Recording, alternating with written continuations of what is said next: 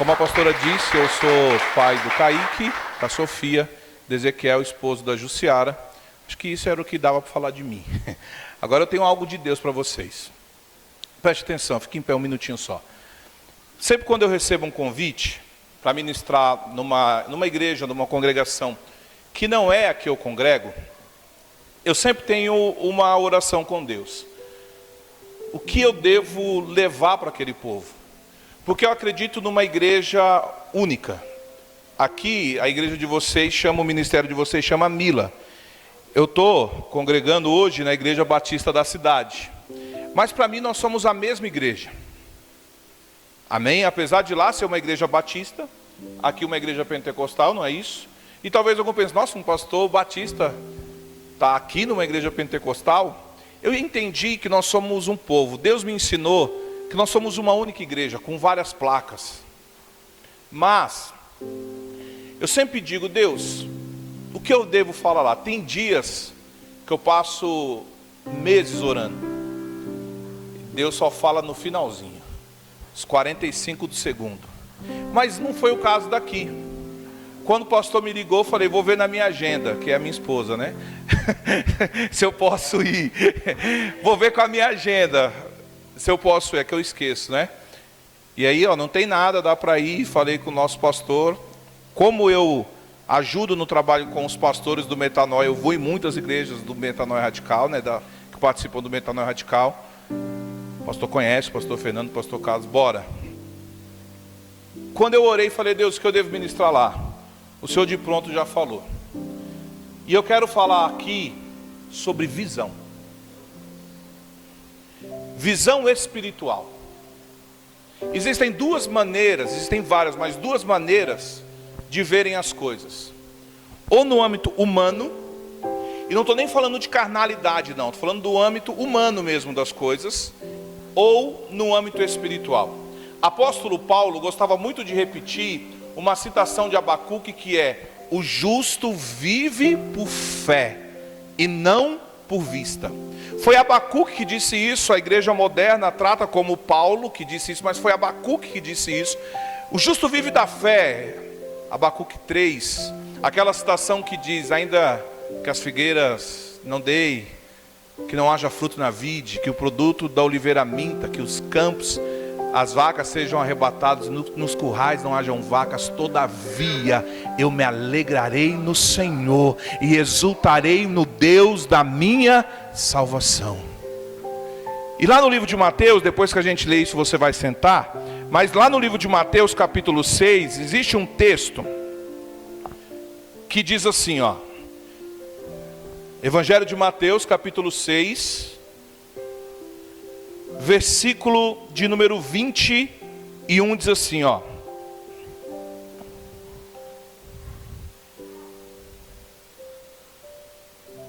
porque onde estiver o vosso tesouro, aí também estará o vosso coração.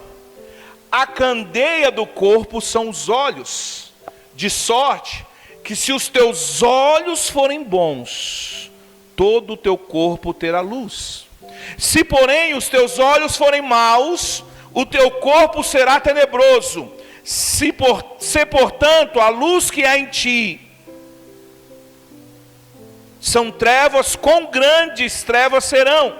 Ninguém pode servir a dois senhores, porque há um de odiar um e amar o outro, ou se dedicará a um e desprezará o outro. Não podeis servir a Deus e a Mamon. Mas onde eu quero me atentar com você é o versículo de número 22, vamos ler de novo. A candeia do corpo são os olhos, de sorte que se os teus olhos forem bons, todo o teu corpo terá luz. Fecha os olhos. Senhor, fala com os teus filhos. Pai, eu não tenho muito, quase nada, posso até dizer nada para eles, mas o Senhor tem algo muito bom, especial. O Senhor tem uma direção, o Senhor tem uma palavra, o Senhor tem algo que afaga o coração, que abençoa, que nos ensina, que nos confronta, mas que nos alinha para a tua direção. Pai, ministra-os, Deus, que eu seja um instrumento nas tuas mãos, apenas uma ferramenta, e que o Senhor fale com os teus filhos de forma clara, nítida, Meu Deus, protege-me de mim, que eu não atrapalhe o Senhor e que o Senhor possa falar de forma especial, no nome de Jesus. Amém. Pode se sentar, querido, fique à vontade. Só peço que você redobre a atenção. Não tem um relógio aqui para me olhar não, né, pastor? Vai aparecer ali, tá bom. Senão eu vou até meia-noite. E aí, você preste atenção um pouquinho em mim. Existem duas maneiras, a humana e a espiritual.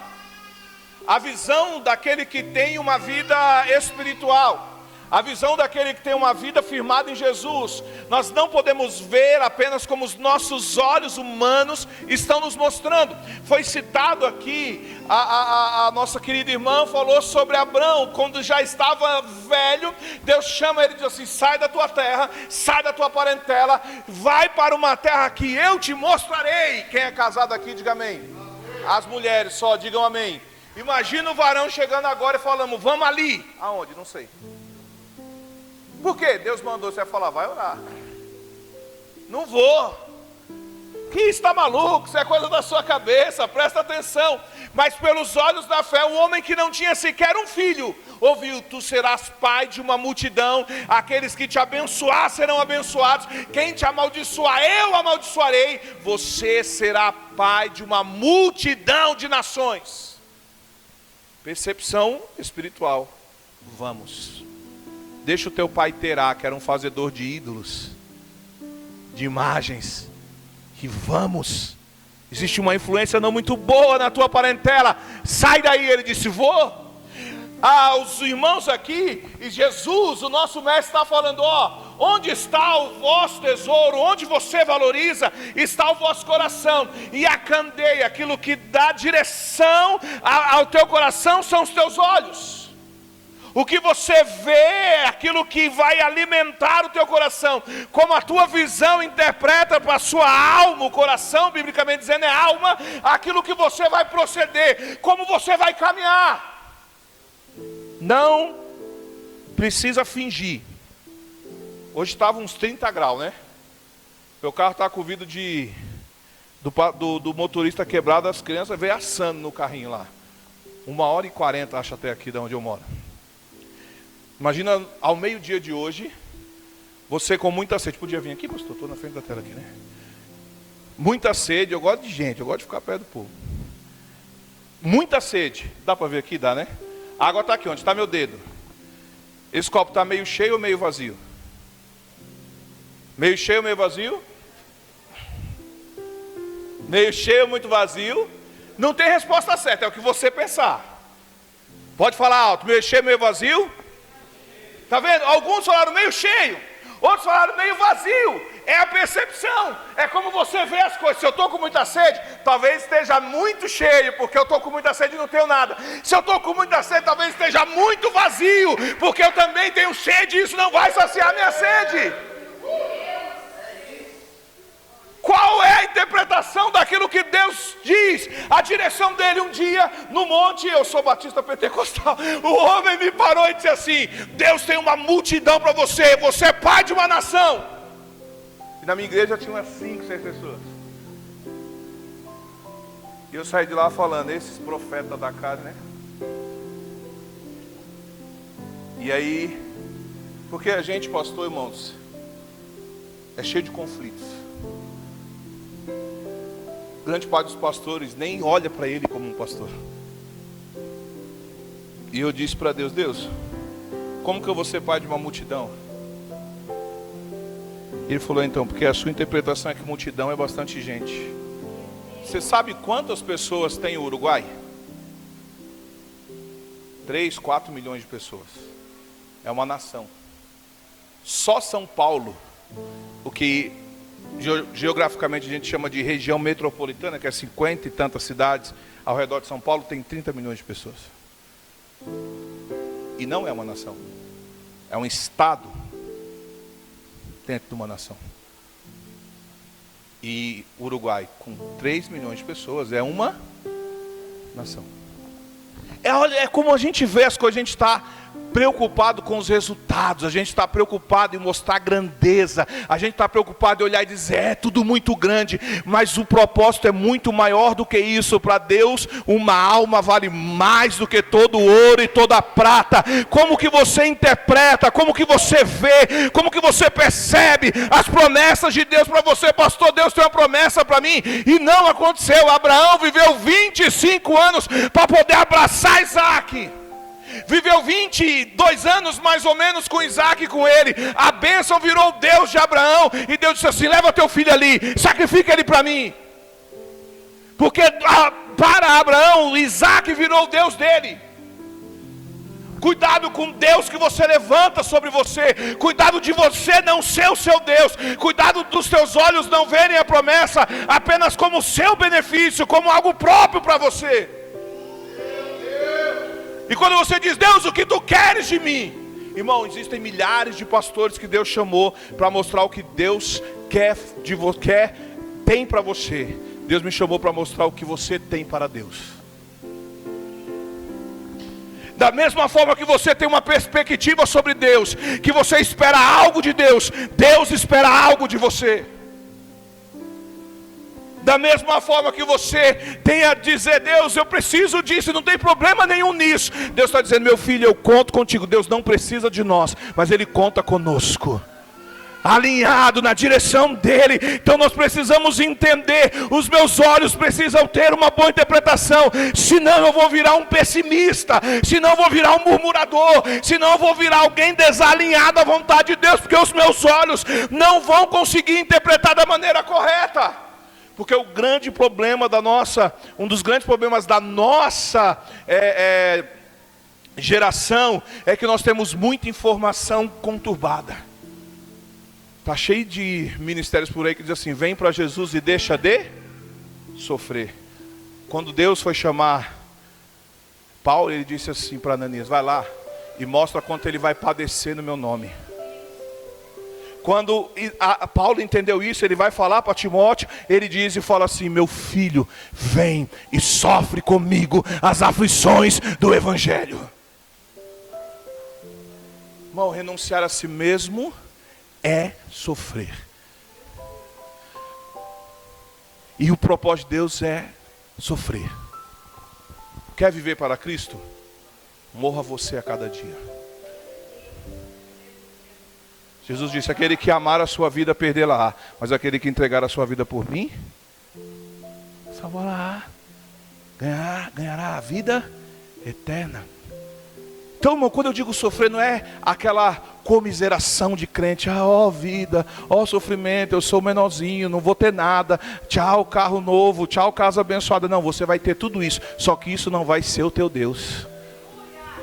E quando você entender que isso não é o teu Deus, Deus vai te dar aquilo que você nunca imaginou. Deus vai te abençoar, te prosperar, porque Ele vai entender que o teu coração está alinhado a Ele e a quem você é. Vamos voltar um pouquinho. No início, talvez Deus fez, talvez não, certamente Deus chamou um homem que ninguém chamaria, Moisés. Disse, ó, eu vi a aflição do meu povo, eu ouvi as suas orações, eu vi as suas lágrimas. Eu vou libertar este povo do cativo de 430 anos no Egito. Você vai ser o líder disso. É você, Moisés. Moisés falou, eu não. Porque a gente é assim. Quando Deus falou para mim assim, ó, eu tenho um ministério para você cuidar de pastor. Eu falei, eu? Não, que pastor que vai me ouvir, um jovem, não parece, mas eu tenho só 41 anos. Desde 2008, pastor. Sou ruim de matemática, deve dar o quê? 15 anos? De 2008 para cá? 15 anos só de pastoreado. Quem vai me ouvir? Eu sento com um pastor de 60 anos, de 40 de ministério. E ele fala assim, pastor, me fala um pouco, eu quero ouvir do Senhor. Eu falo, não, mas eu estava aqui para aprender com o Senhor. Eu falei, eu não tenho nada para eles não. Como Deus um dia chamou Moisés, Moisés disse, Senhor, eu sou pesado de fala. Teologia trata isso como gago de difícil comunicação. Ele falou, não tem problema, eu coloco alguém para falar do teu lado. Vai Arão com você, vai comunicando as coisas. É você, a sarça se queimou, que a Bíblia chama de teofania, a teologia. A sarça se queimou, não se consumia. Deus, eu acredito, se manifestava ali. Moisés preocupado disse, mas eu vou em nome de quem? Eles vão perguntar em nome de quem eu vou. Ele disse, vai em nome do eu sou. Deus não gosta muito de se definir. Deus não gosta muito de falar eu sou assim, eu sou daquele jeito, porque Ele tem multiformas de agir. Se você perceber, Deus na Bíblia nunca deu uma definição, eu sou assim. Porque Ele disse, viva comigo, os teus olhos precisam me perceber em tudo, mesmo quando tudo diz que não. A tua voz me encoraja a prosseguir, os teus olhos precisam me perceber, mesmo não tendo nada para ver. Pode aplaudir a Jesus. Perceba uma coisa aqui. Passou o tempo, veio as 10 pragas, o mar se abriu, aí eles murmuravam sempre, vinha o deserto, eles ficavam bravos, vinha uma condição de sofrimento, eles diziam, era melhor ter morrido no Egito. Um dia Deus chamou Moisés, Números capítulo 13, vai lá, quando você abre eu vou narrando aqui, e disse assim, junta 12 maiorais. Você sabe que o povo hebreu se dividiu em 12 tribos, quem sabia disso, diga amém. 12 tribos para melhor organizar. Pega 12 maiorais, líderes. Leva 12 líderes de cada tribo. Faça com esses 12 uma expedição e vão à terra que eu prometi a vocês. Chegando nesta terra, vocês ficarão lá por 40 dias. Quantos dias? 40 dias. Percebam tudo naquela terra. Vejam tudo. Olhem tudo, esta é a terra que eu darei a vocês. Diga, eu darei. Não colocou Deus numa condicional. Ele disse, essa terra é de vocês. Eu darei essa terra a vocês. Mas vai lá. Foram os 12 homens, quantos homens? 12 homens, digam comigo, viram a mesma coisa. 12 homens viram a mesma coisa, como nós estivéssemos aqui, olha para esse ventilador. Nós estamos todos aqui, todo mundo está vendo a mesma coisa. Aquele Jesus ali, muito bonito, por sinal. A cruz, tudo isso, olha. Estamos vendo a mesma coisa, olha.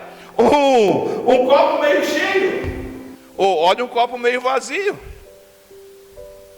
Você viu o mesmo copo, amém? Cada um veio com uma interpretação. Ali 10 homens vieram com uma interpretação. Versículo 22. Eu falei 22, né? É o 25. Depois, 25, capítulo 13, versículo 25. Depois, voltaram de espiar a terra ao fim de 40 dias. E caminharam e vieram Moisés e Arão e toda a congregação dos filhos de Israel, do deserto de Parã a Cádiz. E tornando, deram-lhes conta a eles, a toda a congregação, e mostraram-lhe o fruto da terra. E contaram-lhe e disseram, fomos à terra a quem nos enviaste, e verdadeiramente mana leite e mel, e este é o fruto. O povo, porém, que habita nesta terra é poderoso, as cidades fortes e muito grandes. Também ali vimos os filhos de Anak. Os amalequitas habitam na terra do sul. Os heteus e os jebuseus e os amorreus habitam na montanha. Os cananeus habitam ao pé do mar e pela ribeira do Jordão. Não leu 30, vamos para o 31. Não leu 30. Porém os homens que com eles subiram disseram, não poderemos subir contra aquele povo, porque é mais forte do que nós.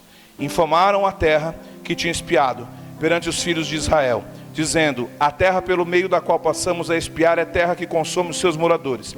E todo o povo que vimos no meio dela são homens de grande estatura.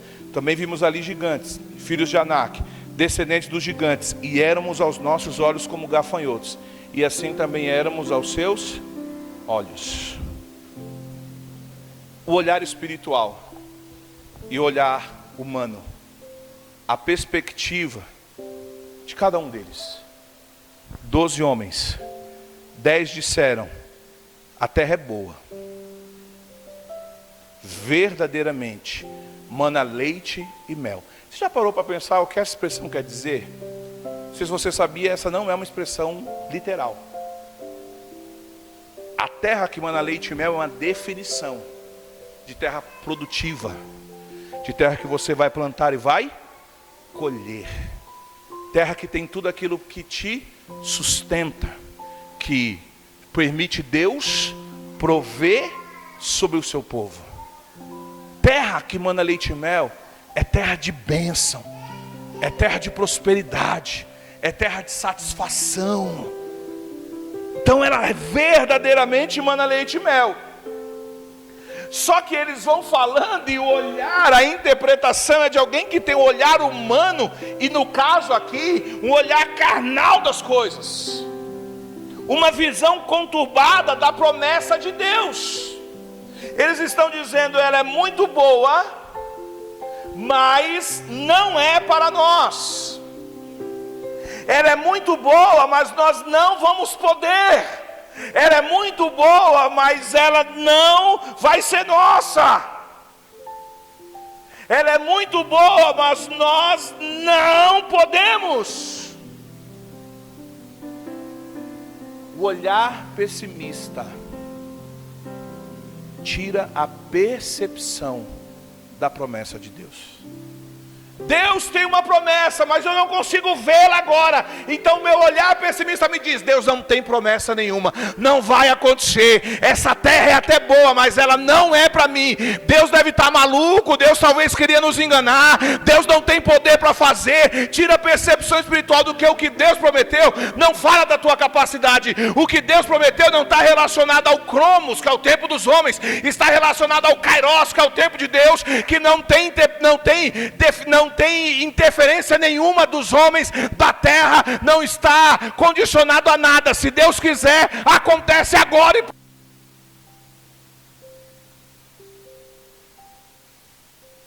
Está aqui e na casa da minha sogra agora, que é a 45 km daqui mais ou menos, sei lá eu. Deus pode estar lá e aqui.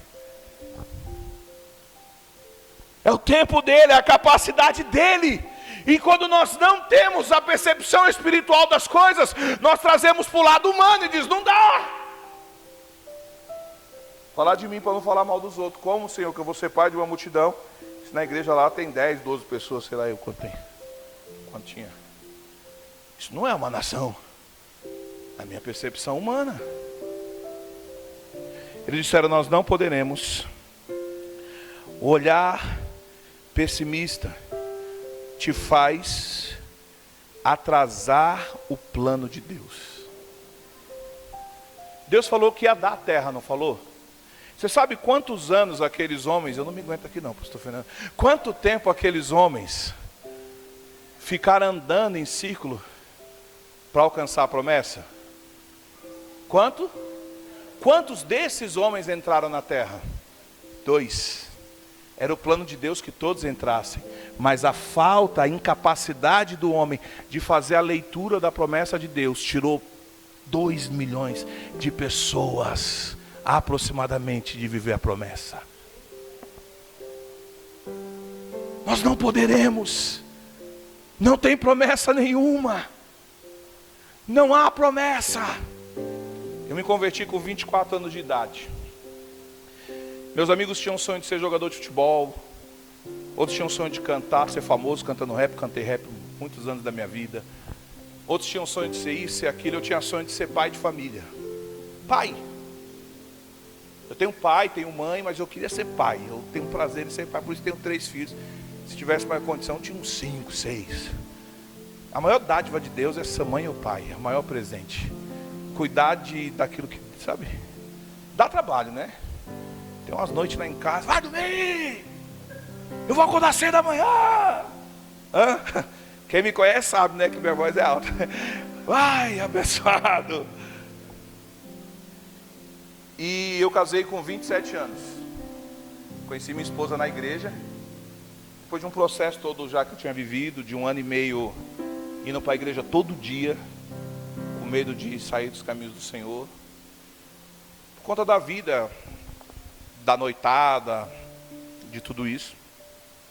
Nós casamos, eu já casei com 30. Eu joguei futebol muito tempo na várzea. Hoje eu até brinco ainda futebol, mas não como eu jogava antes na várzea. Então eu tinha um sonho de jogar com meu filho. Antes de casar, o meu filho tinha nome já, Kaique, o meu primeiro. Eu queria, vamos casar e bora, né, crente, né? Vamos, vamos fazer filho, né? Meu filho demorou 3 anos para nascer. E eu ficava orando e as pessoas lá na minha família falando, será que ele não é estéril? Minha esposa foi ao médico, o problema não é com ela. Será que o pastor não é estéril? Eu ficava, Deus, preciso de um filho. E a gente pastoreava uma igreja. Todo mundo que chegava pedindo oração para engravidar, engravidava. E nós nada. Minha esposa, ela está aqui, o ciclo dela nunca foi muito regular nessa época. Então atrasava um pouquinho, a gente já ia, comprava o exame negativo. Ela chorava, eu chorava. Até que quando foi de verdade, que ela começou a sentir os jogos, eu falei, não vou comprar mais, pode atrasar o que for. Esse relógio aí deve ser do Paraguai, a bateria está ruim. Eu não vou comprar mais teste, já cansei de frustrar você e me frustrar.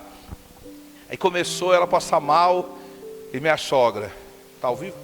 Não, né? Minha sogra, vai, compra o exame, eu nada. Até que no dia onde eu congregava tinha culto pela manhã no domingo. Eu fui, aquele dia orei e senti, falei, eu vou comprar. Comprei e aí ela estava realmente grávida. Foi, quando ela entrou no banheiro e veio chorando, eu falei, e agora? Está chorando de tristeza ou de alegria? E depois nasceu o Kaique. Mas você fica pensando, Deus, eu não fui ao médico, eu tenho um probleminha com o médico.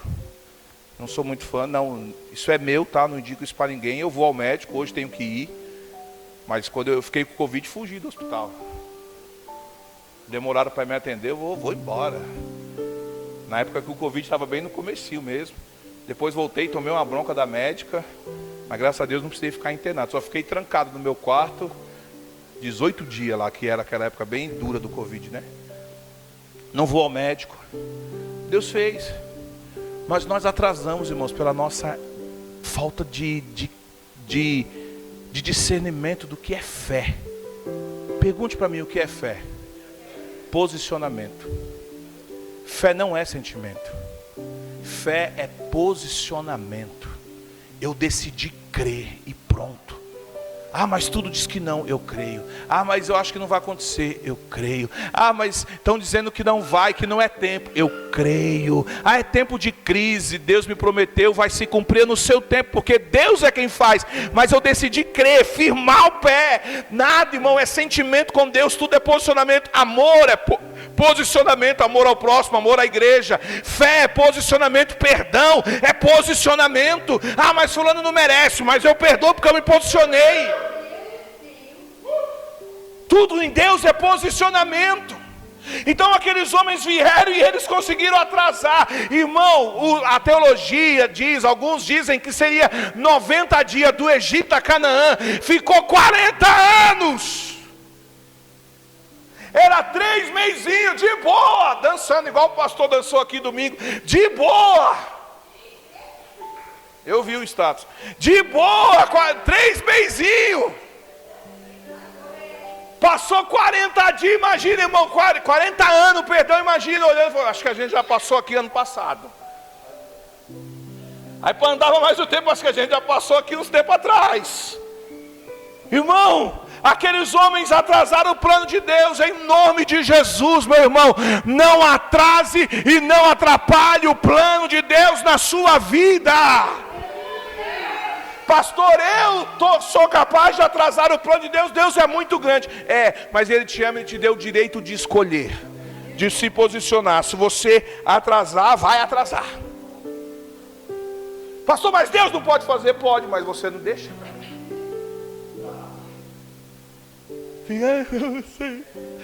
Eu não acredito. Os homens trouxeram, irmão, um cacho de uva que precisou de uma verga. Verga é uma madeira reta assim, ó, para ser carregada. Um homem na frente e outro atrás. Eu imagino o preço desse cacho de uva no sacolão lá perto de casa. Que quando meu filho fala, pai, compra uva, eu vou, misericórdia, Deus Deus. Você entende isso? Não atrase. O olhar, a falta de visão espiritual te faz voltar atrás e morrer no caminho. A falta de percepção faz você voltar atrás e morrer no caminho. A falta de percepção faz você perder só um pouquinho de retorno. você perder a percepção de quem você é em Deus. Uma coisa muito importante, querido, é você entender quem você é em Deus. Deus tem um propósito para cada um. Deus te deu uma identidade humana. Você não tem um RG lá, você não tem uma identidade, você é você.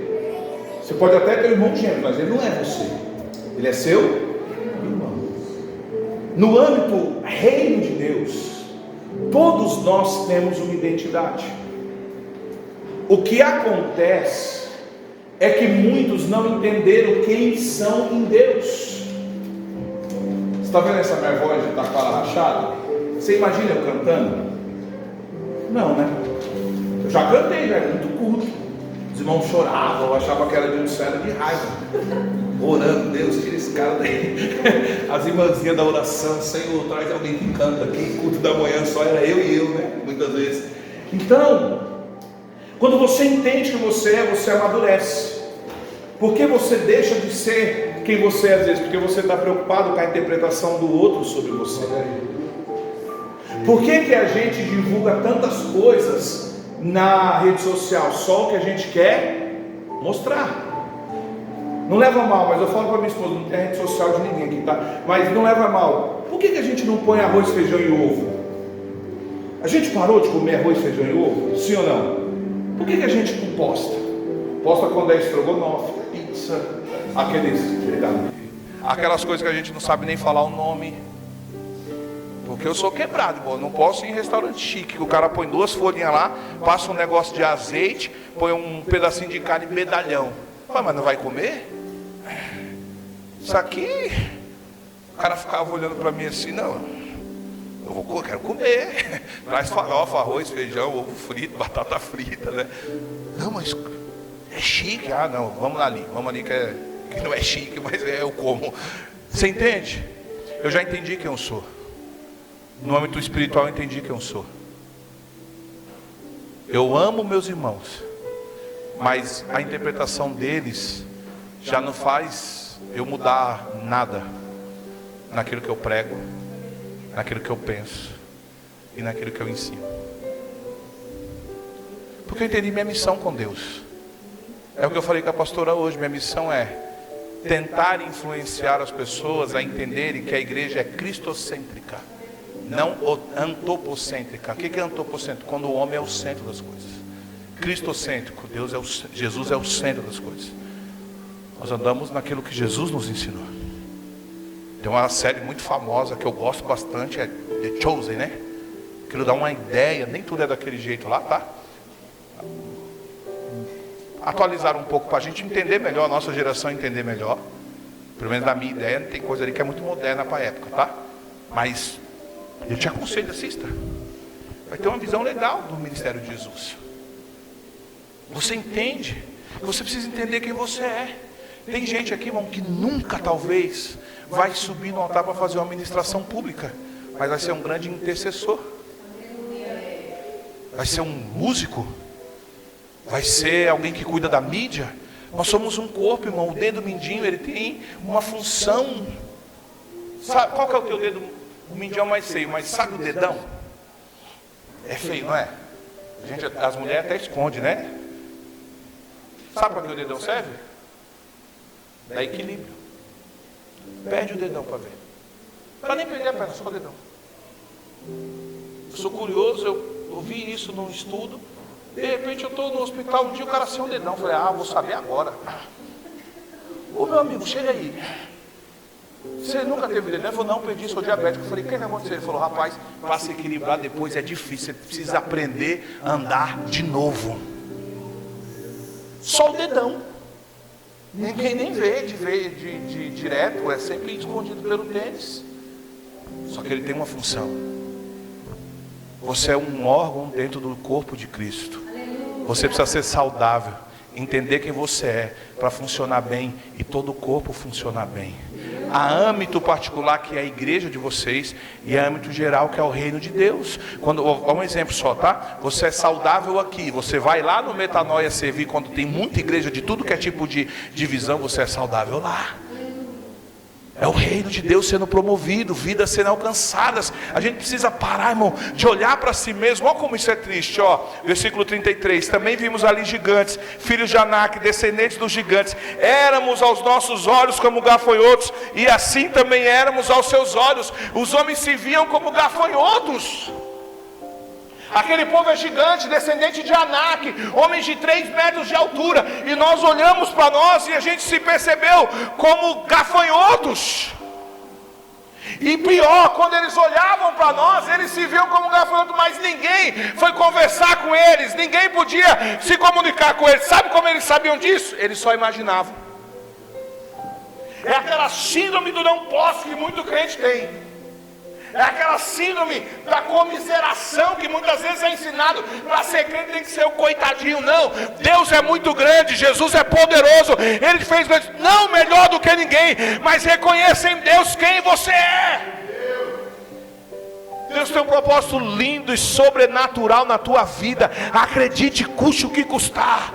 Deus te chamou para coisas lindas do reino dele, para ser bênção na vida de alguém. Sabe o que vai ficar da tua vida, irmão, quando você for para a glória? Aquilo que você produziu de Deus na vida do outro. Aquilo que você produziu de Deus na vida do seu irmão. Aquilo que você produziu para a igreja de Jesus. E quando eu falo irmão, não é irmão da igreja não, é seu semelhante, seu vizinho, que talvez é até de outra religião. Preste atenção nisso. Pare de não posso, não vou. Pare de se sabotar, irmão. Você diminui a Deus e você se auto-sabota. Você se auto-sabota quando não percebe a atuação deste Deus lindo e sobrenatural na sua vida. A falta de percepção te faz chorar, querer voltar atrás. Versículo 14. Capítulo 14, perdão, versículo 1. Então levantou-se toda a congregação, alçaram a sua voz e o povo chorou naquela mesma noite. Todos os filhos de Israel murmuraram contra Moisés e contra Arão, e toda a congregação lhe disse: Ah, Senhor, se morrêssemos na terra do Egito, ou se morrêssemos neste deserto. E por que nos traz o Senhor a esta terra para cairmos à espada e para que nossas mulheres e nossas crianças sejam por presa? Não seria melhor voltarmos ao Egito? E diziam uns aos outros: levantemos um capitão e voltemos ao Egito. Falta de percepção faz você chorar, morrer no âmbito espiritual e matar quem está à sua volta. Quantos homens foram à terra? 12. 10 voltaram com o olhar pessimista. Quantas pessoas choraram? Diga comigo: toda a congregação. 2 milhões de pessoas aproximadamente. 2 milhões de pessoas ouviram os 10 e entenderam, porque eles não viram, eles só ouviram. E choraram. E disseram: era melhor ter morrido no Egito. Não leva para o âmbito teológico isso aqui, não tem nada a ver com teologia isso, tá? Mas se a gente puder perceber quem são as pessoas no céu, eu quero dar um abraço em Moisés e um abração mesmo em Paulo. Mas um abração mesmo da hora em Paulo, porque eu amo demais o ministério de Paulo. Eu estudo afinco Jesus e Paulo. Paulo era da hora demais. Como que você aguentou? Eu ia perguntar para os dois. Não é possível. Porque por muito menos a gente já quer. Vai embora da igreja, vai embora. Sabe aquele áudio que tem do cara falando do baterista? Pode ir, vai ser feliz. Tipo aquele, não é com você não, tá baterista. Aquelas coisas, vai ser feliz, baterista. Você já ouviu esse áudio? Já? É legal, né? Às vezes a gente quer, não vou falar pastor para não constranger, mas tem hora que eu tinha vontade, vai irmão, vai. Pastor, vou mudar de igreja, aleluia. Não, estou brincando. E aí, eu falo a verdade, meu. Vai lá, porque ele possa estar tão abençoado. Porque a gente é humano, né? E eu fico pensando, Moisés, irmão, sempre ouvindo, a gente queria morrer no Egito. 430 anos, irmão. Sabe por quê? Quando você olhar pessimista, você é livre com a mentalidade escravizada. Você é livre, mas você se torna um escravo das circunstâncias. Você é livre, mas a sua mentalidade não entendeu que você é livre. Eu já atendi muitas pessoas que passaram algum tempo privadas da sua liberdade. E a primeira semana da pessoa é muito difícil. Está sempre de cabeça baixa, acordando a madrugada inteira. Porque ele está livre, mas a mentalidade dele ainda não percebeu. E tem todo um ritual lá, né?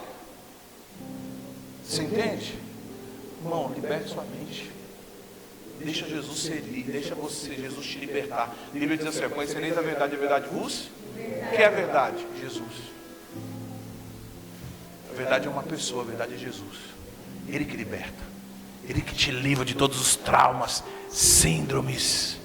Eu caí na infância, me afoguei, hoje eu, não é meu caso, tá, mas hoje eu mergulho, porque eu sou livre de todos os traumas, aleluia. Seja livre, irmão, e tenha uma mentalidade livre. Porque se você se aprisionar, você vai até servir a Deus, mas outra coisa chata é servir a Deus só por obrigação. Tem que ir no culto, misericórdia, outra coisa chata.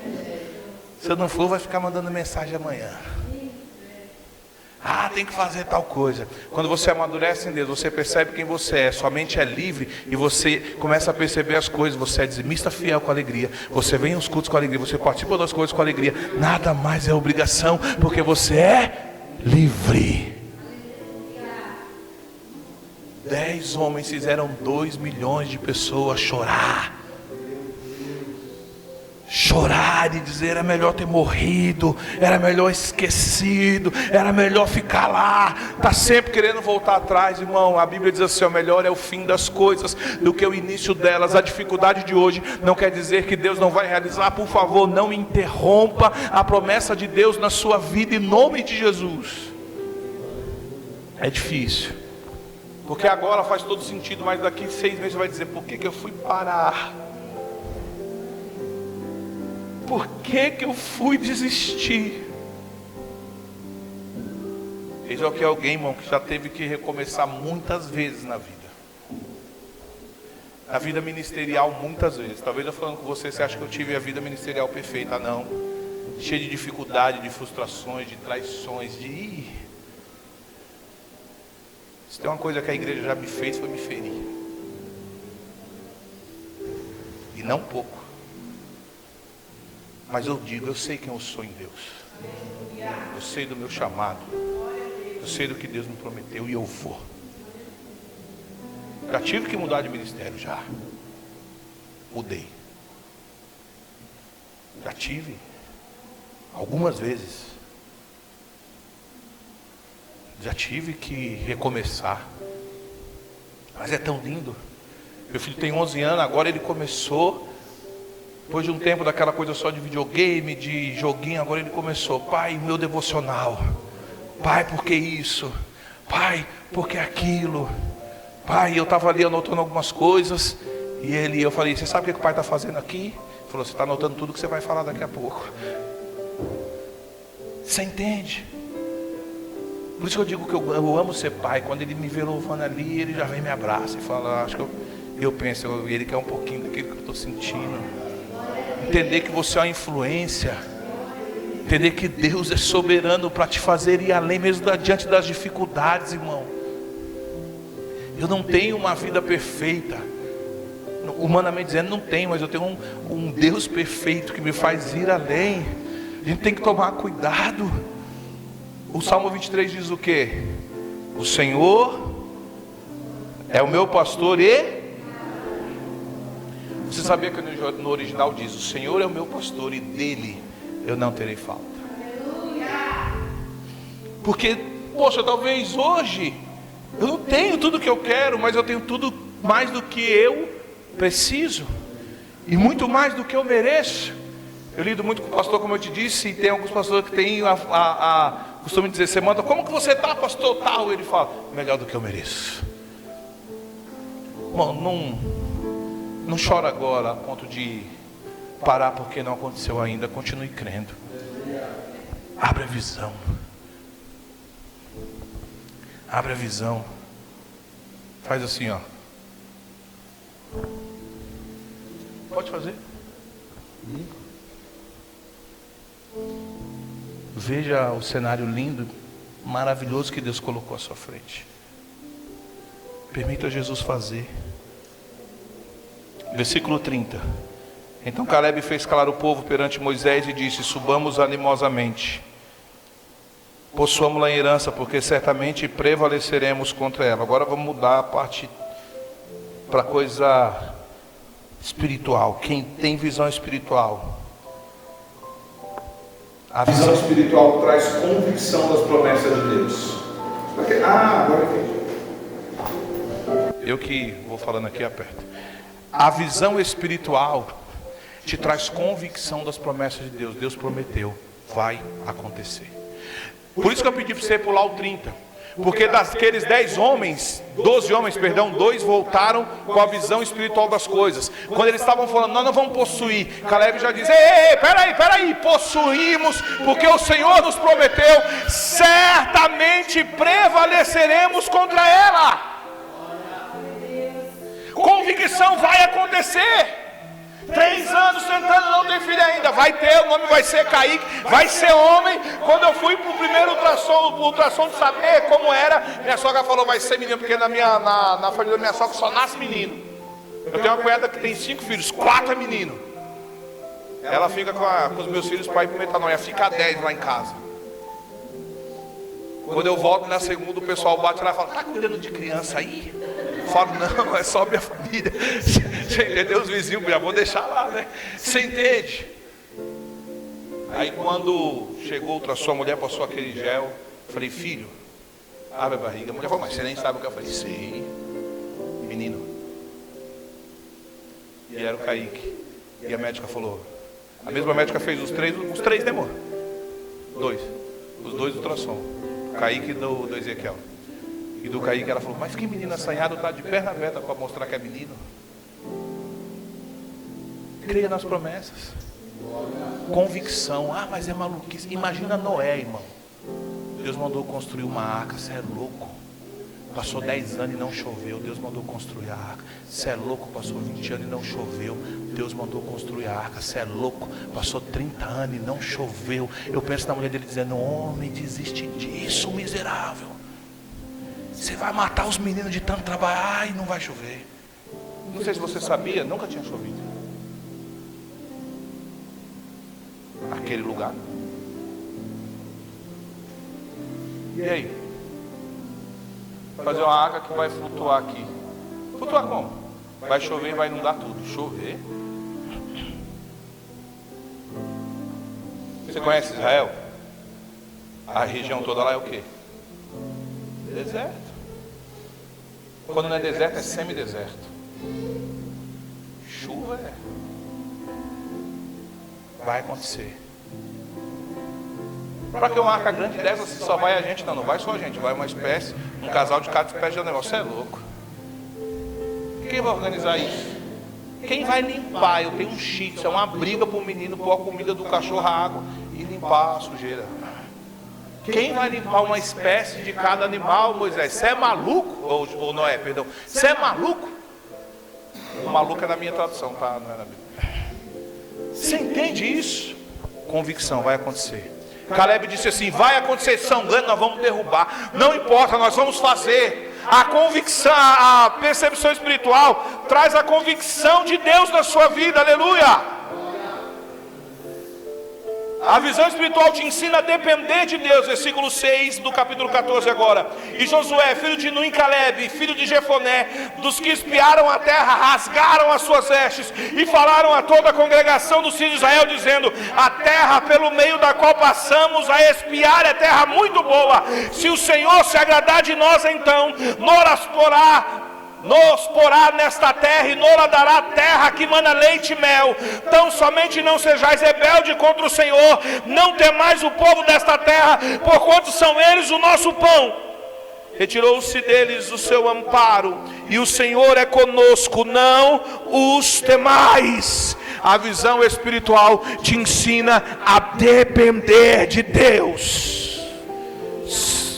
Caleb disse: se o Senhor se agradar de nós, diga: quem faz é Deus. Eu só tenho que crer perseverar crendo e não atrapalhar. Porque a gente é perito em atrapalhar, né? A gente gosta de atrapalhar as coisas de Deus. A visão espiritual, irmão, te leva a uma vida de obediência. Não sejais rebeldes contra o Senhor, ele disse no versículo 9. Uma vida de retidão. Deus prometeu. Só que Deus tem um padrão. Com Deus tem ordem e decência. Deus tem uma forma, uma multiforma de agir. Não corrompe Deus. Não corrompe. Deus não muda. Sabia que existem mais de 70 nomenclaturas que falam sobre quem Deus é, né? Diz, tem uma coisa, os atributos de Deus. Tem uma coisa que eu amo, é quando a Bíblia fala que ele é imutável, que ele não muda. A gente tenta mudar Deus todas as horas. A gente tenta dizer, Deus aceita isso, mas Deus está dizendo, não aceita. Sempre diz que não aceita. Ele, não, mas aceita sim, vai. Porque agora é moderno. Não. Deus é imutável. Quando ele diz que é imutável, ele está falando de valores, de conceitos. Deus não age da mesma forma, porque ele tem multiforma de agir, mas de valor ele é o mesmo. Ele não aceita se corromper, ele não se corrompe. Ele te ama muito, mas ele não se corrompe. E não é o que você faz que faz Deus te amar, é quem ele é. A Bíblia diz que ele é o amor, e porque ele é imutável, ele não pode deixar de te amar, porque ele é o amor. Mas quando você tem a visão conturbada, a visão carnal ou a visão humana das coisas, você sai do alinhamento de Deus, você deixa de viver o que Deus quer para você. Você deixa de ser Deus quem Deus chamou para ser. Hoje eu congrego na IBC, Igreja Batista da Cidade. Antes eu estava na Igreja Atos, que eu mesmo fundei, veio pandemia, veio um monte de coisa, pagando o lugar do meu rosto, falei, não dava, vou dar uma volta. Fui tentado a ser itinerante. Um monte de amigo meu falou, não, você, meu, é o cara que Deus levantou para falar em tudo que é igreja por aí. Você carrega uma mensagem de Deus, não é para você ficar num lugar. E eu falei para minha esposa, gente, vai ficar 2 meses indo nas igrejas dos amigos durante os domingos, sem decidir uma igreja para congregar. Tinha a IBC do pastor Carlos, nosso amigo, e a igreja chamada Missão Instalada, um pastor excepcional, muito meu amigo, homem de Deus, chamado Aguinaldo. Tem um trabalho em Moçambique, Guiné-Bissau, coisa que eu gosto, coisa para fora. Eclésia, chamados para fora. E eu não gostei da experiência de pregar cada dia no lugar. Primeiro que eu nunca sentava para ouvir. Ele apontar na porta, você prega hoje. Não, eu queria só ouvir, não. Prega aí hoje. Você fica meio sim, né? De dizer não com um amigo, né? Não porque está errado. Conheço um monte de pastor itinerante abençoado. Sabe por quê? Porque não foi o que Deus me chamou para ser. Eu prego em muitas igrejas fora, mas eu tenho uma igreja para congregar. Eu tenho um corpo para fazer parte. Tenho uma igreja para representar. Deus me chamou para ser isso. Vai lá, filho. Deus me chamou para ser isso. Deus me chamou para ser itinerante. Apesar de estar sempre pregando fora. Entende que você é Deus. Tem convicção disso. Tem a gana da vitória. Não tem nada de errado em ter ambição, em vencer com Deus. A ambição certa. Ele falou, eles são nosso pão. Eles são nosso pão. Você está atrapalhando, filho. Eles são nosso pão. Eles são nosso pão. Ele está falando também, não é literal. Ele não ia a ser alimentado daquele povo, mas ele diz assim, nós vamos vencer quando como eu corro atrás de um prato de comida. Sabe aquele dia com fome, que você chega em casa 3, 4 horas da tarde, você almoçar e diz, eu mesmo já ligo para a mulher, estou sem almoçar, já vai esquentando aí que eu estou a 10 minutos de casa, com fome. Eu não como muito, mas eu como. Estou sempre em dieta. E aí, dieta da lua, né? Aí pondo aí que eu vou comendo até escurecer. E aí, você entende o quanto você precisa ter essa certeza: eu vou vencer com Deus. Sabe por quê, irmão? Porque essa convicção, essa ambição de vencer, te tira de algo que tem matado muita gente. O apóstolo Paulo diz assim: por causa disso, há entre vós muitos fracos e doentes, e muitos que dormem. Estado de inércia. Tem muito crente que está paralisado, perdeu a percepção das coisas, está dormindo, irmão. Deus está fazendo muita coisa, ele está. O diabo está fazendo um monte de coisa, ele está. Não sei de nada. Eu fui no culto no domingo e tá bom. Sanguessuga. Consumidor, só consome o que a igreja tem, o que Deus tem, mas ó, preguiçoso, morrendo. Ele disse: eles são nosso pão. O Senhor se retirou deles. Eles são nosso, o Senhor é o nosso amparo, Ele é conosco. A visão espiritual te ensina a depender deste Deus, de não ser rebelde. Para mim terminar, que chegou a hora. Então disse a toda a congregação, versículo 10, que os apedrejassem, porém a glória do Senhor apareceu na tenda da congregação e a todos os filhos de Israel. Diga comigo a glória de Deus. Os irmãos do louvor, pode uma música que vocês acharem que tem a ver com a pregação, tá? Preste atenção. Quer ver a glória de Deus? Creia. Abre os olhos. Não, mas eu só vejo a glória no culto, quando há um movimento carismático pentecostal. Não. Posso ver a glória num pequeno gesto. A pastora falou do abraço. Vou falar uma coisa do metanoia. Uma coisa que a gente gosta é abraçar. Antes de ir para o metanoia, eu era meio assim com abraço. Sou muito preocupado com o cuidado que a gente tem que ter, principalmente homem, em abraçar a mulher, sabe? Estou muito cuidado com isso. Tenho que honrar minha esposa e minha família. Eu não gostava muito, sabe? Abraço. Vai lá. E eu fui para o metanoia hoje. Claro que também com esse cuidado, né, com as mulheres. Claro, a gente deve honra, respeito a minha esposa, a esposa dos irmãos, tudo, né? Questão de caráter, né? Mas a gente anda, parece que lá assim, ó. Tem gente que vai pela primeira vez que nem sabe muito, já chega, que isso? Porque nós aprendemos a servir uns aos outros. E não tem como servir quem você não se relaciona. Por isso que a pastora citou aqui, o pastor manda mensagem todos os dias, porque eu quero servir você. E para servir eu preciso me relacionar com você. Não consigo servir que eu não conheço. Veja a glória de Deus nas pequenas coisas, irmãos. Veja a glória de Deus no amanhecer, que é uma nova oportunidade. Veja a glória de Deus no ir dormir, porque você diz: eu estou chegando em casa. Pastor, a maioria meio distante das pessoas, triste, com medo das traições, das frustrações. Você tem orado pelos pastores? Preocupado com o que as pessoas vão falar. Quantas vezes na vida alguém veio me dar uma oferta: pastor, senti de Deus de pagar o almoço para o senhor, eu estou aqui, eu pegar e pôr na arca. Vou me chamar de ladrão. Quantas vezes na vida eu paguei o aluguel da igreja no meu bolso e alguém diz: mas cadê os 100 reais que eu pus na arca? Mas o aluguel é 2.000, irmão. Coloquei mais de 1.000 do meu bolso. O que o pastor fez com 100 reais? Você quer para você? Veja a glória de Deus em tudo, nas pequenas coisas, porque Deus não é Deus só das grandes coisas. Deus é Deus dos mínimos detalhes aos máximos detalhes. Se coloca de pé.